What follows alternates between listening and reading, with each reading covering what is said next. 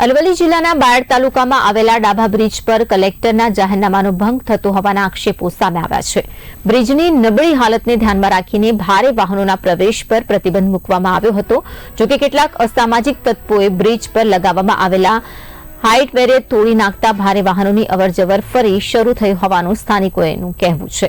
આ ઘટનાને લઈને સ્થાનિકોમાં રોષ જોવા મળી રહ્યો છે। સ્થાનિકોએ જવાબદારો સામે કડક કાર્યવાહી કરવાની અને બ્રિજ પર ફરી સુરક્ષા વ્યવસ્થા મજબૂત બનાવવા માટેની માંગ કરી છે। આ સાથે જ તંત્રને જાહેરનામાનું કડક પાલન કરાવી લોકોની સુરક્ષા સુનિશ્ચિત કરવાની રજૂઆત કરવામાં આવી છે। મારું નામ બિપિન પટેલ છે।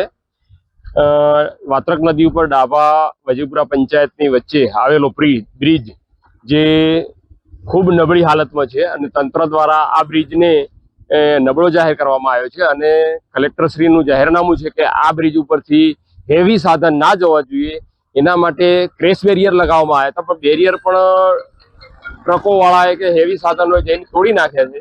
તો અહીં 24 કલાક અહીં વ્યવસ્થા થાય કે અહીંથી લોડિંગ સાધન ના જાય, જેથી કરીને આવનારી દુર્ઘટના ટાળી શકાય। માટે તંત્રને ફરીથી આપણે નમ્ર વિનંતી કરીએ છીએ કે અહીં એવી કોઈ વ્યવસ્થા 24 કલાક કરે કે જેથી કરીને હેવી સાધન ના જાય।